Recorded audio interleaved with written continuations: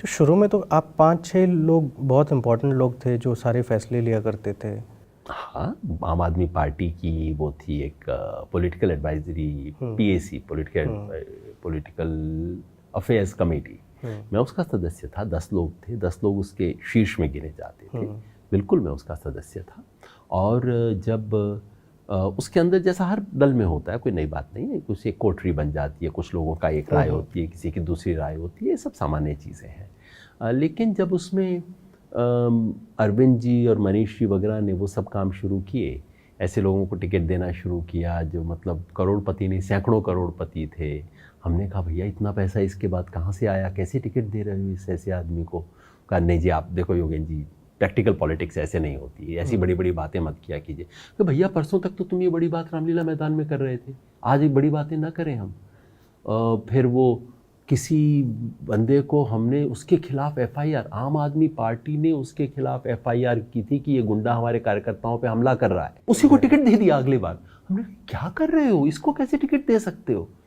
देखिए उस इलाके में ऐसे लोग ही जीतते हैं चुनाव। ये कौन तय कर रहा था? ये दोनों जो मैंने डायलॉग बताए ये अरविंद ने बोले थे मुझे कि योगेन जी ये उस इलाका, ऐसा इलाका है दिल्ली का, वहाँ पे ऐसे ही लोग चुनाव जीता करते हैं। तो अगर यही करना था जो सारे लोग करते हैं तो भैया फिर एक अलग पार्टी बनाने की क्या ज़रूरत थी। इतनी बड़ी बड़ी बातें क्यों करो। मतलब ना दुनिया, देखिए वायद किसी की आशा न जगाना कोई बहुत बड़ा क्राइम नहीं है, ठीक है। आशा जगा के उसके साथ धोखा करना वो कम से कम हमारी ज़मीर को मंजूर नहीं था, जिस तरह का वो कर रहे थे। तो प्रशांत जी, मैंने, आनंद जी, अजीत झा, हम सब लोगों ने कहा कि भाई ये तो नहीं। तो हमने ये भी नहीं कि कोई सड़क पे जाके कोई हंगामा शुरू कर दिया। हमने पार्टी के अंदर लिख के बोला देखिए गलत काम हो रहे हैं, इसकी जांच होनी चाहिए। तो हमें पार्टी के भीतर उस वक्त लोकपाल थे रामदास जी, बहुत ही सज्जन व्यक्ति, उनको लिख के हमने दिया कि ये हो रहा है पार्टी के अंदर। उन्होंने सवाल जवाब किया। तो फिर उसके बाद आप जानते हो, तो फिर हमें कहा गया कि देखिए चुनाव हो रहा है, चुनाव होने तक वेट कर लीजिए। मैंने कहा ये बिल्कुल ठीक है। प्रशांत जी उससे पहले छोड़ना चाहते थे, मैंने कहा नहीं प्रशांत जी, चुनाव से बीच में नैया को ऐसा कुछ करना, डुबोना, ये हमारा काम नहीं। चुनाव होगा, बाद में हम हिसाब मांगेंगे इनसे, सब पूछेंगे क्या क्या हुआ। चुनाव हुआ, अरविंद जीते, और तीसरे दिन हमें बताया गया कि अब आप या तो पार्टी छोड़ दो, आप राज्यसभा ले लो, नहीं तो निकाल दिया जाएगा। मैंने कहा ये क्या तरीका है, पार्टी में हमने सवाल पूछने, आपने कुछ काम किए।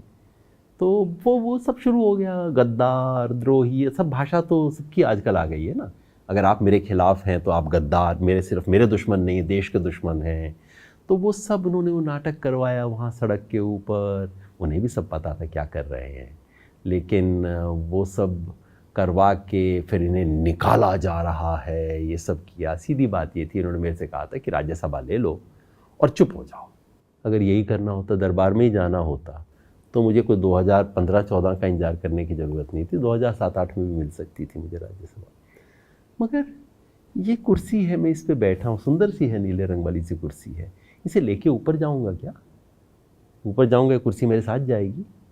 आप बहुत अच्छा इंटरव्यू कर देंगे, 100 लोग देख लेंगे, 1000 लोग, लाखों लोग देख लेंगे, मगर आखिरी दिन तो ये कुर्सी मेरे साथ नहीं जाएगी ना।